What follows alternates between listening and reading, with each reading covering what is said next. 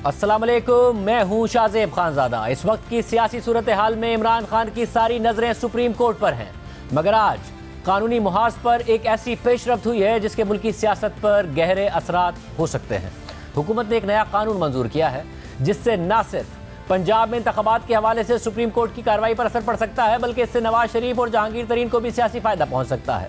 इमरान खान ने अपनी आखिरी उम्मीदें अदलिया से वाबस्ता कर रखी हैं और गुज़िश्ता कुछ दिनों में वो बार बार कह चुके हैं कि अदलिया ही अब आखिरी उम्मीद है। तहरीक इंसाफ को तवक्को थी कि 14 मई को पंजाब में इलेक्शन ना होने पर सुप्रीम कोर्ट तौहीन अदालत की कार्रवाई करेगी, मगर अदालत की तरफ से ऐसा कोई हुक्म अब तक सामने नहीं आया है। और फिर अचानक आज 3 रुकनी बेंच की समाअत के आगाज में ही अटॉर्नी जनरल ने बताया कि हुकूमत एक नया कानून ले आई है जिससे इस बेंच के सामने नजरसानी की मजीद समाअत मुमकिन नहीं है। और उसके बाद चीफ जस्टिस ने पंजाब में इलेक्शन के मामले पर समाअत ही गैर मुय्यना मुद्दत के लिए मुलतवी कर दी है। बज़ाहिर हुकूमत नए कानून का मामला आज अचानक सुप्रीम कोर्ट के सामने लाई है, लेकिन हकीकत यह है कि यह सब कुछ अचानक नहीं हुआ है। Supreme court review of judgments and order act Noon League की रुकन शिजा फातिमा ख्वाजा ने 14 अप्रैल को कौमी असम्बली में पेश किया था, जो उस दिन मंजूर हो गया था। इस हवाले से खबरें तमाम बड़े अखबारात में शाया हुई। फिर ये बिल सेनेट में आया जहां से 5 मई को मंजूर हो गया। इसकी खबरें भी तमाम बड़े अखबारात में शाया हुई। फिर 26 मई यानी जुमे को डॉक्टर आरिफ अलवी ने भी इस बिल की मंजूरी दे दी और ये बाकायदा कानून बन गया। और फिर आज अटॉर्नी जनरल ने अदालत को भी नए कानून से आगाह कर दिया कि पंजाब में इंतखाबात से मुतालिक नजरसानी की दरख्वास्त 3 रुकनी बेंच नहीं सुन सकता, क्योंकि नए कानून के तहत अब फैसला देने वाले बेंच से बड़ा बेंच बनाना होगा। आज चीफ जस्टिस उमर बंदियाल की सरबराही में जस्टिस एजाजुल हसन और जस्टिस मुनीब अख्तर पर मुश्तमिल 3 रुकनी बेंच ने पंजाब में 14 मई को इंतखाबात कराने के फैसले के खिलाफ इलेक्शन कमीशन की नजरसानी की दरख्वास्त पर समाअत शुरू की।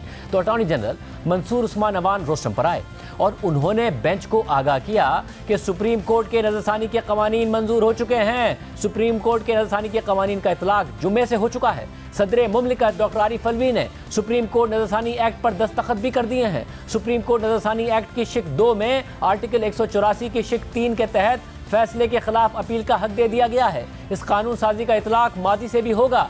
इस पर जस्टिस मुनीब अख्तर ने रिमार्क दिए कि इसीलिए इलेक्शन कमीशन के वकील सजील सवाती के चेहरे पर मुस्कुराहट आई है। अटॉर्नी जनरल ने कहा कि सुप्रीम कोर्ट के असल दायरा इख्तियार आर्टिकल 184(3) में नजरसानी का कानून बनाया गया है।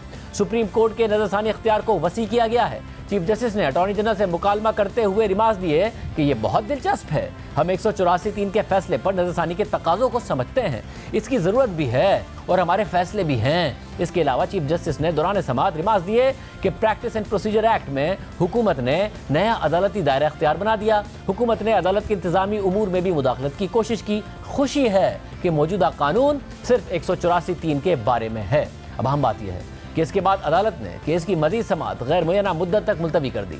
4 अप्रैल को सुप्रीम कोर्ट ने पंजाब में 14 मई को इंतखाबात कराने का हुक्म दिया था, लेकिन इस हुक्म पर आज तक अमल नहीं हो सका है। इस हवाले से गुज़िश्ता कुछ समाअतों में चीफ जस्टिस ने बार बार रिमार्क दिए थे कि हुकूमत को नजरसानी की तरफ जाना चाहिए। हुकूमत ने यह नुक्ता क्यों नहीं उठाया? इलेक्शन कमीशन की जानिब से नजरसानी की दरख्वास्त आने के बाद भी चीफ जस्टिस ने 1 से ज़ायद बार अटॉर्नी जनरल से कहा कि आप 4-3 की बहस में क्यों उलझे रहे, नजरसानी की दरख्वास्त क्यों दायर नहीं की? गुज़िश्ता कुछ समाअतों में वाज़ेह महसूस हो रहा था कि 3 रुकनी बेंच अपने फैसले पर नजरसानी के लिए कोई रास्ता ढूंढ रहा है। और आज चीफ जस्टिस उमर बंदियाल ने न सिर्फ नए कानून पर कोई तहफ़्फ़ुज़ात जाहिर नहीं किए, बल्कि ये रिमार्क्स भी दिए कि खुशी है कि मौजूदा कानून सिर्फ 184(3) के बारे में है। हालांकि इससे पहले जो supreme court practice and procedure act है, उसको कानून बनने से पहले ही अदालत ने बाकायदा तौर पर एक बेंच बनाकर उस पर अमल दरामद से रोक दिया था। नए कानून के तहत 184(3) के फैसलों पर भी उसी तरह नजरसानी का हक दिया गया है, जिस तरह आइन के आर्टिकल 185 में अपील का हक दिया गया है। पहले 184(3) के फैसलों पर नजरसानी का हक महदूद था, लेकिन अब फैसला आने के बाद 60 दिन के अंदर नजरसानी की दरख्वास्त की जा सकेगी, जिसका दायरा कार वसी होगा। इलेक्शन कमीशन की जानिब से पंजाब में इंतखाबात पर नजरसानी की दरख्वास्त आने के बाद से हर समाअत में नजरसानी के हक और दायरा कार पर सवालात हो रहे थे। 3 रुकनी बेंच के सामने बज़ाहिर कोई रास्ता नहीं था, लेकिन अब नए कानून ने यह रास्ता फराहम कर दिया है, जिसके तहत अब नजरसानी का दायरा वसी होगा और फैसला देने वाले बेंच से बड़ा बेंच समाअत करेगा। इसलिए आज 3 रुकनी बेंच ने समाअत ही गैर मुय्यना मुद्दत तक मुलतवी कर दी है, क्योंकि अब समाअत के लिए बड़ा बेंच तश्कील देना होगा और रिव्यू एक अपील के तौर पर होगा, जिसका दायरा कार वसी होगा। मगर ये सब अचानक नहीं हुआ है। हम आपको बता चुके हैं कि ये बिल 14 अप्रैल को कौमी असम्बली से मंजूर हुआ, फिर 5 मई को सेनेट ने भी इस बिल की मंजूरी दी। और सबसे अहम बात यह है कि इस कानून साजी में सदर मुमलिकत डॉक्टर आरिफ अलवी ने भी अहम किरदार अदा किया है। सदर आरिफ अलवी ने जुम्मा 26 मई को review of judgment and order bill 2023 की मंजूरी दे दी।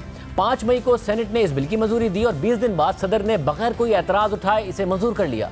ये वही डॉक्टर आरिफ अलवी हैं जो इससे पहले होने वाली तकरीबन तमाम अहम हुकूमती कानून साजियों में रुकावटें खड़ी करते नजर आए हैं। हुकूमत ने सियासी और अदालती मामलात से मुतालिक जितने भी बिल सदर के मंजूरी के लिए भेजे, सदर मुमलिकत ने इसमें रुकावटें खड़ी की और एतराज़ात उठाए। इसे सवाल उठ रहा है कि अब अचानक ऐसा क्या हो गया कि इतना अहम कानून सदर ने बगैर किसी एतराज़ के खामोशी से मंजूर कर लिया और फिर चीफ जस्टिस ने भी इस हवाले से कोई एतराज़ नहीं उठाया, किसी गुस्से का इजहार नहीं किया। ये वही सदर आरिफ अलवी हैं जिन्होंने इससे मिलते जुलते bill supreme court practice and procedure bill पर 2 दफ़ा एतराज़ात लगाए, नैब तरमीमी बिल पर एतराज़ात लगाए। तहरीक इंसाफ के दौर में 72 ऑर्डिनेंसेस की मंजूरी दे दी थी, मगर इस हुकूमत के तकरीबन तमाम अहम बिल्स की मंजूरी में रुकावट डाली। सिर्फ यही नहीं, जब आर्मी चीफ की तकरीरी का मामला पेश आया तो भी सदर आरिफ अलवी के पास नए आर्मी चीफ की तकरीरी की समरी आई तो उन्होंने समरी पर दस्तखत से पहले इमरान खान से लाहौर जाकर मुलाकात की और फिर समरी की मंजूरी दी। शहबाज शरीफ से हल्फ नहीं लिया। पहले पंजाब में गवर्नर की तब्दीली में रुकावट बने रहे,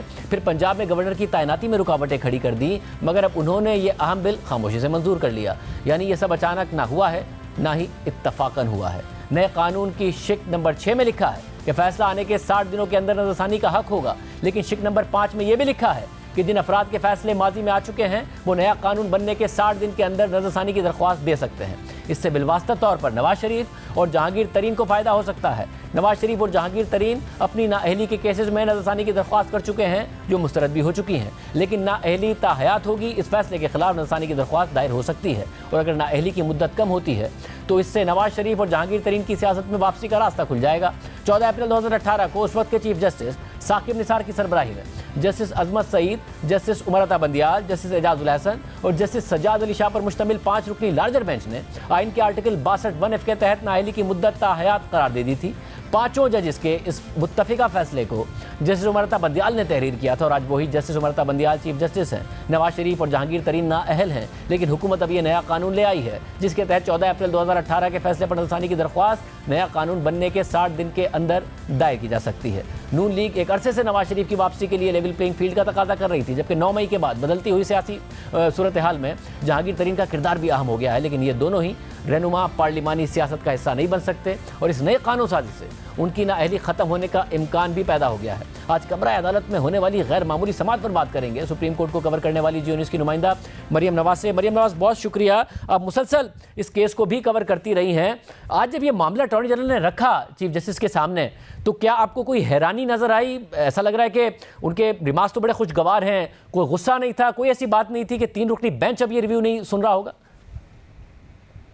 जी, आज जब समाअत शुरू हुई और अटॉर्नी जनरल ने ये नई कानून साजी बेंच के सामने रखी तो अटॉर्नी जनरल ने ये वाज़ेह भी किया कि जो इसकी शिक 2 है उसमें क्योंकि उस टाइम तक एक्ट किसी के सामने नहीं था तो बाद में ये वाज़ेह हुआ कि जो शिक 2 है उसमें ये वाज़ेह तौर पर लिखा हुआ है कि जो एक्ट के तहत जो अब ये मौजूदा बेंच है 3 रुकनी, ये इस केस को नहीं सुन सकता, बल्कि चीफ जस्टिस पाकिस्तान को 5 रुकनी बेंच कम अज़ कम बनाना पड़ेगा जो कि इस रिव्यू के केस को सुने। तो इस पर अदालत ने की जानिब से जो है वो एज सच कोई एडवर्स रिमार्क्स नहीं आए। इससे पहले हम माजी में देख चुके हैं कि सुप्रीम कोर्ट ने बरहमी का इजहार भी किया इंतखाबात ना कराने के मामले के ऊपर। पिछली जो इससे समाअत हुई थी इसी केस की, उसमें जब इलेक्शन कमीशन के वकील अपने दलाइल दे रहे थे तो चीफ जस्टिस पाकिस्तान ने ये कहा था कि क्योंकि अगर सुप्रीम कोर्ट के फैसले पर जो है वो अमल दरामद नहीं होता और वो तकनीकी बुनियादों पर नहीं होता तो और अब ये वक्त गुजर भी चुका है तो आइन के तहत ये भी देखना होगा कि कौन कौन सी शिकें जो हैं वो रिटर्नेट हो गई, खैर मौसर हो गई इस फैसले पर अमल दरामद ना करने पे। अगर ये देखा जाए कि अब सुप्रीम कोर्ट का फैसला जो है वो उस पर अमल नहीं हो सका और वो जिन भी वजूहात की वजह से नहीं हो सका, वो इलेक्शन का मामला पोस्टपोन हो चुका है, तो इस पर चीफ जस्टिस पाकिस्तान ने ये कहा था वाज़ेह तौर पर कि अब एक प्रिंसिपल है जो सुप्रीम कोर्ट ने सेट करना है। जब आज सुप्रीम कोर्ट के सामने कानून साजी रख दी गई तो उससे एक चीज जो वाज़ेह हुई वो ये भी थी कि शायद सुप्रीम कोर्ट को वो रास्ता जो कि वो प्रिंसिपल सेट करने की बात कर रहे थे और इलेक्शन कमीशन के वकील के दलाइल से 4 हियरिंग्स के बाद भी सेटिस्फाई नहीं हो रहे थे, तो आज जजेस के जानिब से जो है वो हमें सेटिस्फेक्शन नजर आई। फिर चीफ जस्टिस पाकिस्तान ने ये भी कहा कि जो supreme court practice and procedure bill के जरिए हुकूमत ने जुडिशरी के मामलात में मुदाखलत करने की कोशिश की तो हमें खुशी है कि इस केस के अंदर उन्होंने खुद को सिर्फ आर्टिकल 184(3) के तहत रिव्यू में जो अपील का हक दिया है उस तक खुद को महदूद रखा और दीगर मामलात में नहीं गए। तो उसमें फिर चीफ जस्टिस पाकिस्तान ने ये सवाल किया कि आज अदर साइड से कोई नहीं आया, यानी पीटीआई की जानिब से कोई नहीं आया। तो इस पर अटॉर्नी जनरल ने बताया कि आज जो है वो बैरिस्टर अली जफर मौजूद नहीं है। तो चीफ जस्टिस ने ये कहा कि फिर हम इस केस को अब मुलतवी कर देते हैं, तब तक पाकिस्तान तहरीक इंसाफ को भी इल्म हो जाएगा कि ये कानून साजी आ चुकी है। तो इस तरह से जो है वो केस की बात को निपटाया गया। और फिर बाद में चीफ जस्टिस तफसीलात बता रही थी। आज अली जफर साहब भी नहीं आए थे तहरीक इंसाफ के, डॉक्टर आरिफ अलवी ने भी यह कानून साजी बगैर किसी एतराज़ के कर दी। बहुत दिलचस्प सूरत हाल नज़र आ रही है। दूसरी तरफ तहरीक इंसाफ के चेयरमैन इमरान खान के गिर्द घेरा मज़ीद तंग हो रहा है, उनकी मुश्किलात मज़ीद सख्त हो रही हैं। तहरीक इंसाफ में टूट फूट का सिलसिला भी जारी है। सीनियर रहनुमा और क़यादत पार्टी छोड़कर जा रहे हैं। वीकेंड पर अली जैदी, इमरान इस्माइल और खुसरो बख्तियार ने भी इमरान खान से राहें जुदा कर ली और अब ज़मान पार्क वीरान हो चुका है। वहाँ जो रौनकें लगी होती थीं वो ख़त्म हो गई हैं। पहले टिकट लेने के लिए लाइनें लगी होती थीं, अब टिकट वापस किए जा रहे हैं। बल्कि जहांगीर तरीन की क़यादत में एक नई पार्टी तश्कील के मराहिल में है और कुछ ही दिन में उसका ऐलान मुतवक्के है। और सबसे दिलचस्प सूरत हाल ये है कि वो इमरान खान जो कुछ अर्सा पहले हुकूमत से ये कहकर मुज़ाकरात से इनकार करते थे कि मैं दहशत गर्दों से तो बात कर सकता हूँ लेकिन इन चोरों से बात नहीं करूँगा, आज वही इमरान खान मुज़ाकरात की दरख्वास्तें कर रहे हैं और हुकूमत उनसे बात करने के लिए तैयार नहीं है। और वफाकी वज़रा शर्त रख रहे हैं कि इमरान खान पहले कौम से माफ़ी मांगे, जबकि नून लीग के कायद नवाज शरीफ ने तो वाज़ेह अल्फाज में कह दिया है कि बातचीत सिर्फ सियासतदानों से की जाती है। शहदा की यादगारों को जलाने वाले, मुल्क को आग लगाने वाले दहशत गर्दों और तकरीबकारों के गिरोह से किसी किस्म की कोई बातचीत नहीं होगी। अहम बात यह है कि इमरान खान ने हफ्ते को मुज़ाकरात के लिए कमेटी भी बना दी थी, मगर उसमें जिन लोगों को शामिल किया था उनमें से शाह महमूद कुरैशी जेल में हैं, जबकि परवेज़ खटक, असद कैसर, हलीम आदिल शेख, ओन अब्बास बप्पी, मुराद सईद और हम्माद अजहर रूपोश हैं। सिर्फ यही नहीं, इमरान खान के साथी पीटीआई से अलग होकर जहांगीर तरीन से राब्ते कर रहे हैं। इमरान खान के माजी के दोस्त और पीटीआई के रहनुमा अलीम खान भी मुतहर्रिक हो गए हैं। आज लाहौर में जहांगीर तरीन और अलीम खान की मुलाकात हुई है, जिसमें नई सियासी पार्टी बनाने से मुतालिक मशावरत की गई है। ज़ोराने में वज़ीर आज़म के मुआविन खुसूसी ओन चौधरी भी शरीक हुए। जियो न्यूज़ के ज़राए के मुताबिक आज अलीम खान ने जहांगीर तरीन और उनके साथियों के एजाज़ में ज़ोराना दिया, जिसमें तहरीक इंसाफ से ताल्लुक़ रखने वाले मौजूदा और साबिक़ा शख्सियात ने शिरकत की। ज़राए के मुताबिक इस मौके पर शुरा ने तजवीज़ दी कि हमें कोई प्रेशर ग्रुप बनाने के बजाय नई सियासी पार्टी बनानी चाहिए। मजीद रहनुमा पीटीआई छोड़ना चाह रहे हैं, उन्हें एक नया प्लेटफॉर्म मिलना चाहिए। ज़राए के मुताबिक आइंदा 2 से 3 दिन में नई सियासी पार्टी का ऐलान कर दिया जाएगा। अगले 72 घंटों में जहांगीर तरीन पीटीआई से अलग होने वाले सियासतदानों और अहम सियासी शख्सियात के साथ प्रेस कॉन्फ्रेंस करेंगे और जल्द ही इलेक्शन कमीशन में नई पार्टी के रजिस्ट्रेशन की दरख्वास्त देंगे। इसके अलावा इमरान खान ने BBC को इंटरव्यू दिया है और कहा है कि फ़िलहाल वो सूरत हाल का जायज़ा ले रहे हैं और देखो और इंतज़ार करो की पॉलिसी पर अमल पैरा हैं। क्या वजह है कि हुकूमत अब बात करने को तैयार नहीं है? क्या हुकूमत खुद दबाव में है कि बात करेगी तो कोई नाराज़ ना हो जाए? इस वक्त मामला जा किस तरफ रहे हैं और क्या इमरान खान साहब का भी आर्मी एक्ट के तहत ट्रायल हो सकता है? इस पर गौर हो रहा है। बात करेंगे एक ब्रेक के बाद। पीडीएम की जमातें पहले इमरान खान पर यह तनकीद करती थी कि उनका रवैया जमहूरी नहीं है, वो तो सियासतदानों के साथ ना बैठने को तैयार हैं ना बात करने को तैयार हैं। अब इमरान खान ने कमेटी भी बनाई है, बात करने की भी बात कर रहे हैं, मगर ना नवाज शरीफ बात करने को तैयार हैं, ना पीडीएम की दूसरी जमातें बात करने को तैयार नजर आ रही हैं। सूरत हाल किस तरफ जा रही है? हमारे साथ वज़ीर दिफा ख्वाजा आसिफ साहब। तो ख्वाजा साहब बहुत शुक्रिया मुझे ज्वाइन करने के लिए। ख्वाजा साहब, इमरान खान साहब एक ज़माने में कहते थे कि जी मैं तो दहशत गर्दों से भी बात कर लूँगा, मैं इनसे नहीं बात करूँगा, ये तो चोर हैं। अब इमरान खान साहब बात करने को तैयार हैं तो नवाज शरीफ साहब कह रहे हैं कि बात सियासतदानों से की जाती है, दहशत गर्दों से, आग लगाने वालों से, तकरीबकारों के गिरोह से किस किस्म की कोई बातचीत नहीं होगी। ये आपका अपना स्टांस है या फिर इदारे का इतनी नाराज़गी है इदारे में जो कुछ 9 मई के वाक़यात हुए कि जिसकी वजह से आप खुद डर रहे हैं कि आप लोगों से ना नाराज़ हो जाएं अगर आप लोग बातचीत के लिए आगे बढ़ें? बिस्मिल्लाहिर्रहमानिर्रहीम। शाहजेब, आपने अच्छा रेफरेंस दिया है माजी का, लेकिन हम उससे रिएक्ट नहीं कर रहे। हमारा जो उस वक्त स्टांस था, या हम अपोजिशन थे, असेंबली में बैठी हुई कंसिडरेबल हमारी तादाद थी, और ना सिर्फ यह है कि वो हमारे साथ बैठ के मुज़ाकरात से इनकारी थे, बल्कि वो हाउस में भी नहीं आते थे। वो जो जॉइंट मीटिंग्स होती थी जिसमें फौज ब्रीफिंग दे रही होती थी या कोई और जॉइंट मीटिंग होती थी, उसमें भी नहीं आते थे।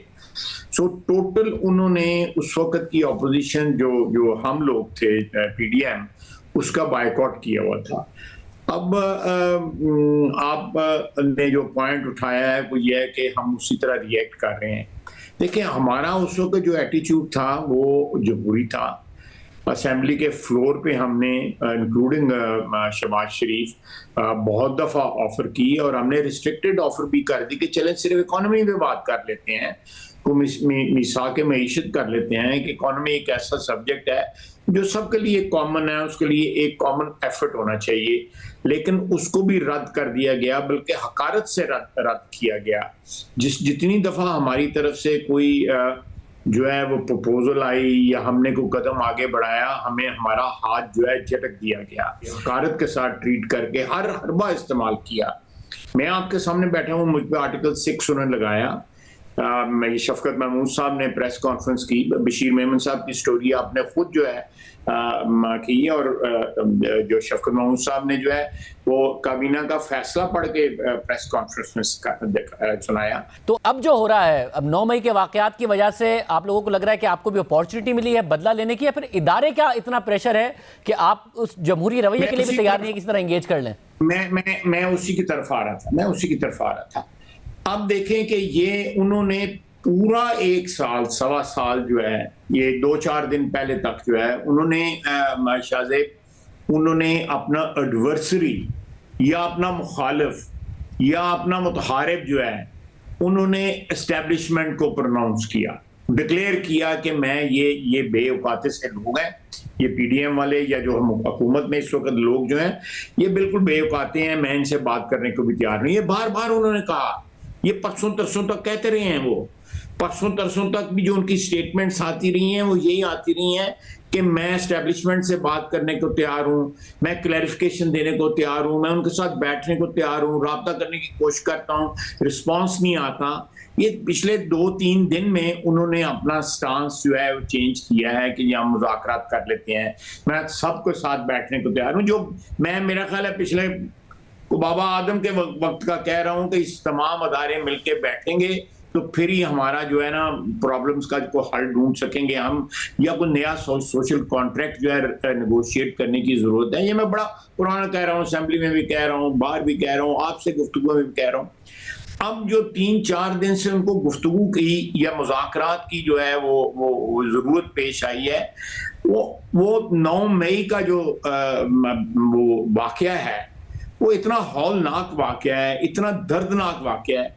मैं अगले दिन शोहदा के कब्रिस्तान में इधर गया, GHQ में प्राइम मिनिस्टर के साथ और आर्मी चीफ के साथ, वहां पे कब्रें देखी।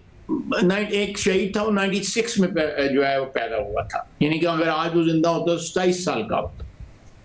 वहां पे जनरल सरफराज की कब्र थी, एक कब्र थी उस पर लिखा हुआ था कि लविंग बाबा, और नीचे ऑफ और उसके बाद बच्चों के नाम लिखे हुए थे।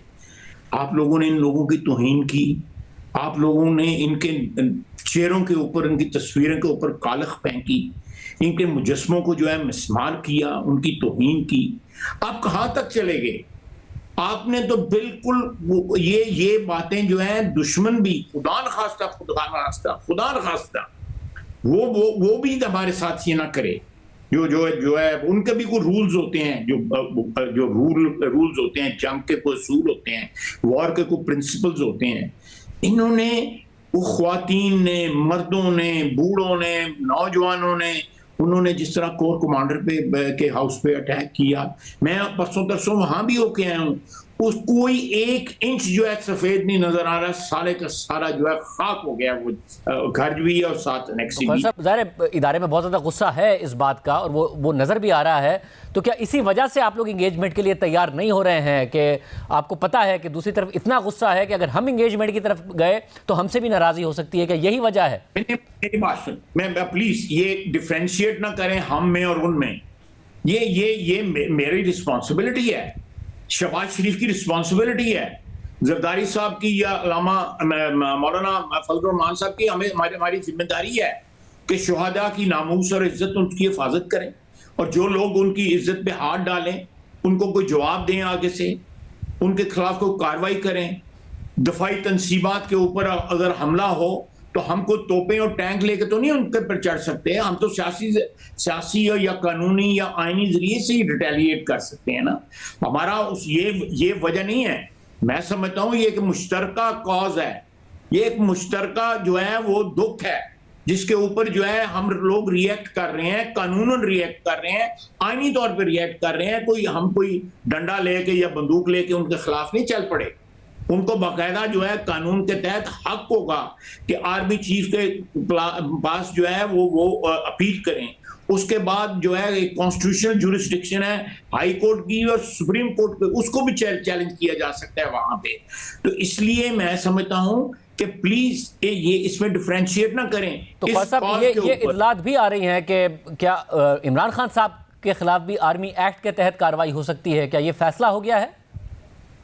इस किस्म का कोई फैसला नहीं हुआ।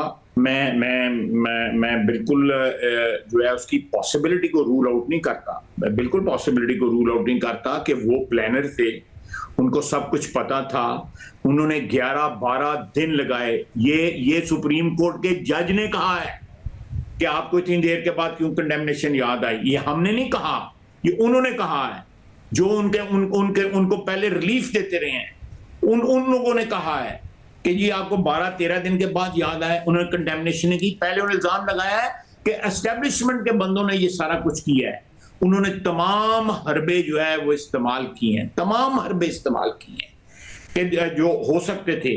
जब उन्होंने देखा है कि नहीं मैं बिल्कुल एक बंद गली में आ गया हूं, तो उसके बाद जो है आवाजें जो है एस्टेब्लिशमेंट को दे रहे हैं कि मुझे मुज़ाकरात मेरे साथ करो। जो है ये सारा बात है। और मैं फिर रिपीट करूंगा, इस कॉज के ऊपर इसलिए नहीं हम कुछ कर रहे, जो हम रिएक्ट कर रहे हैं इसलिए नहीं कर रहे कि फौज नाराज हो जाएगी, इसलिए रिएक्ट कर रहे हैं कि उनकी याद जो है, शोहदा की याद जो है, या एक इम्प्रेग्नेबल जो एक वो है नाकाबिले तस्खीर एक इम्प्रेशन है हमारी अफवाज का।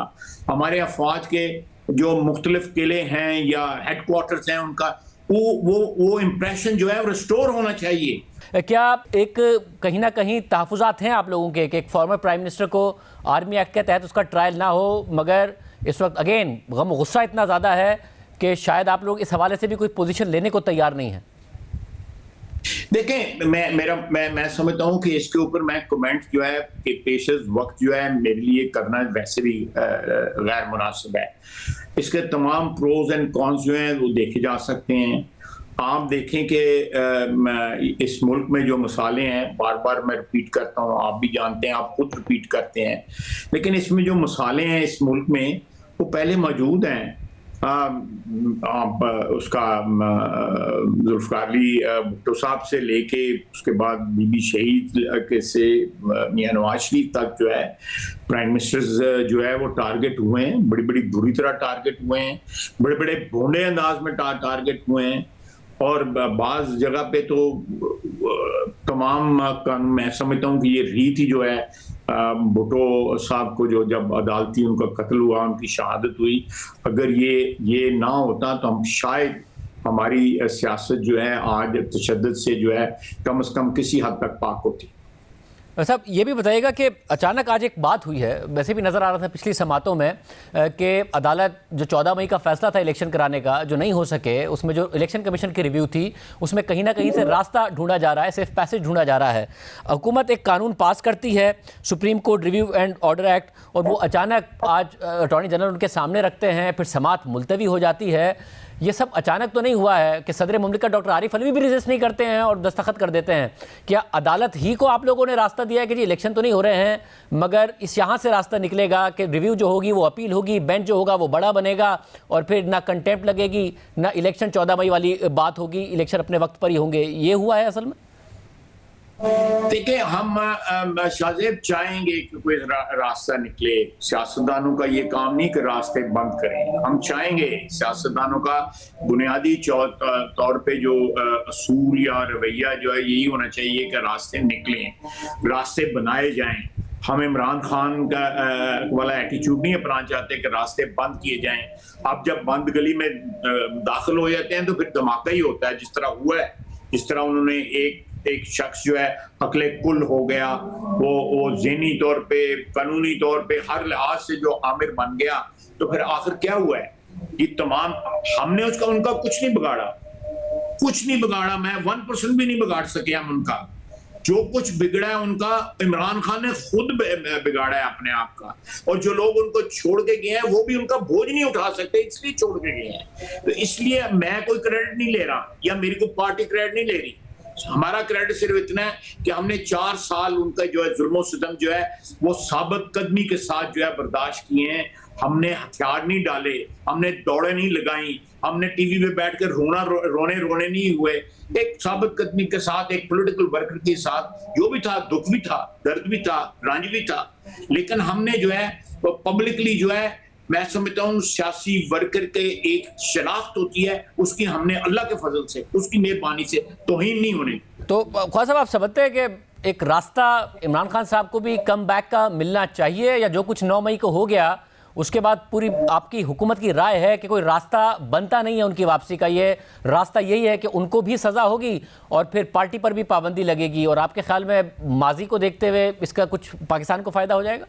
अगर वो एक सियासी कुव्वत की तरह से उनकी पार्टी जिंदा रहती है तो हमें क्या एतराज़ हो सकता है?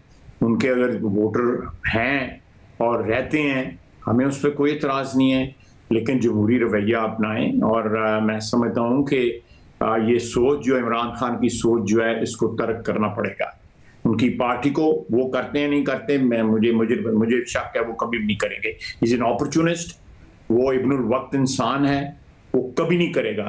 उसने अगर कोई 2-4 अल्फाज कोई इस्तेमाल किए हैं पिछले 3-4 दिन में सुलह के या कोई पशेमानी के, वो मसलतन इस्तेमाल किए हैं, उसमें सिंसेरिटी या खलूस नहीं है।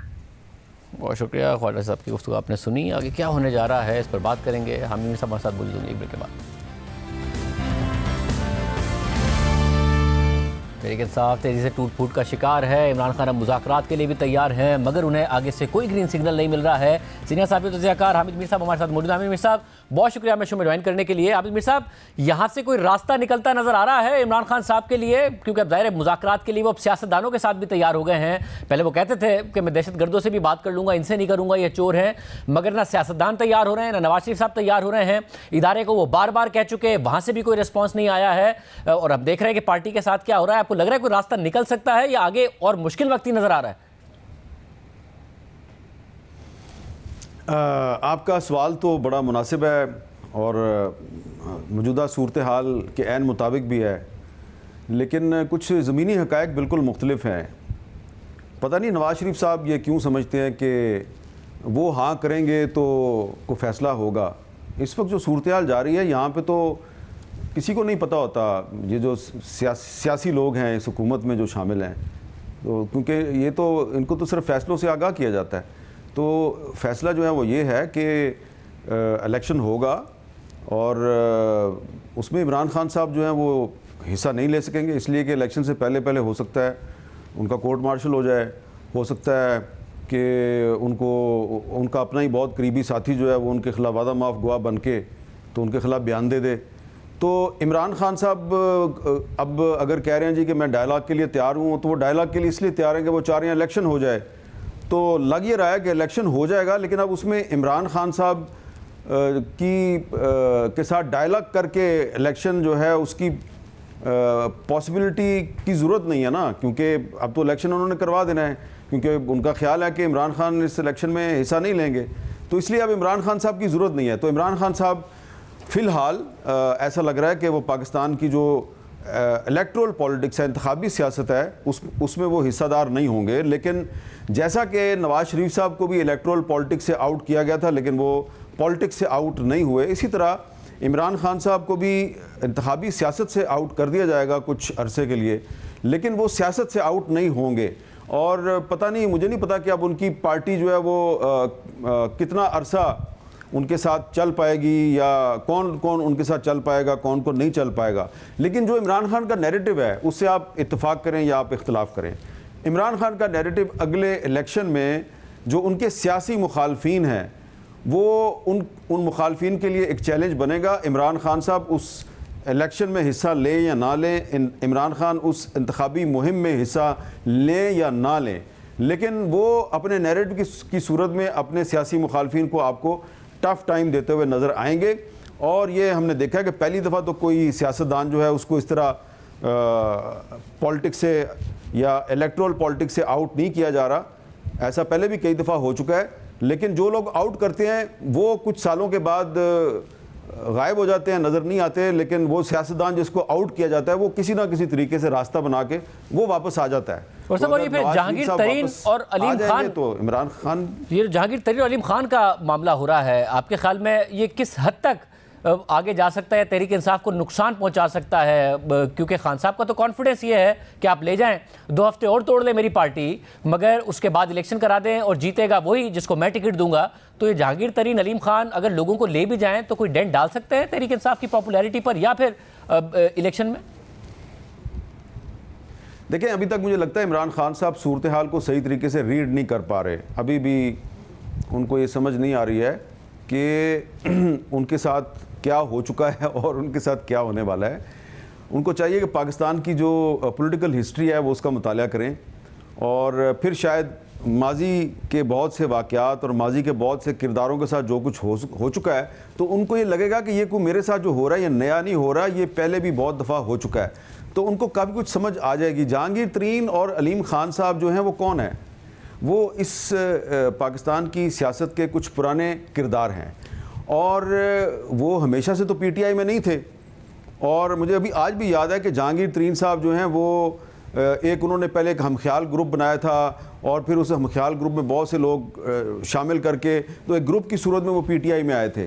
और अलीम खान साहब भी मुस्लिम लीग काफ में थे पहले, वो वहाँ से पीटीआई में आए थे। तो ये सब वो लोग हैं जो कि पाकिस्तान की पावर पॉलिटिक्स में इलेक्टेबल्स के तौर पे जिनको जाना जाता है। तो अब ये बहुत से इलेक्टेबल्स को इकट्ठा कर रहे हैं और इनकी वजह से, मैं आपको बता रहा हूँ, इनकी वजह से इमरान खान को कोई नुकसान हो या ना हो, इनकी वजह से मुस्लिम लीग नून और पीपल्स पार्टी और मुस्लिम लीग काफ, इनके दरमियान कुछ ऐसी दरारें पड़ना शुरू हो गई हैं कि जिनका पता आपको कुछ दिनों के बाद पता चलेगा। क्योंकि अब जबकि फैसला हो गया कि इलेक्शन होना है और ये भी एक पार्टी बन रही है या ये किसी पार्टी के साथ अलायंस करने वाले हैं, तो अब जिन लोगों के पीछे पीपल्स पार्टी जा रही थी कि इनको हम लेके आएँ, जिन लोगों के पीछे काफ लीग जा रही थी कि इनको हम लेके आएँ, तो अब वो लोग जब इनके साथ चले जाएंगे तो फिर अभी तक तो इमरान खान की मुखालफत में ये सारे इकट्ठे हैं ना, तो जब इमरान खान रास्ते से हट जाएगा फिर आपको और मुझे पाकिस्तान की सियासत का एक नया रूप नज़र आएगा। फिर ये लोग आपस में लड़ेंगे और ऐसा लड़ेंगे कि आपको इमरान खान भूल जाएगा। बहुत शुक्रिया आबिर साहब की गुफ्तगू आपने सुनी। आज की उम्मीद है इजाज़त दीजिए, अल्लाह हाफ़िज़।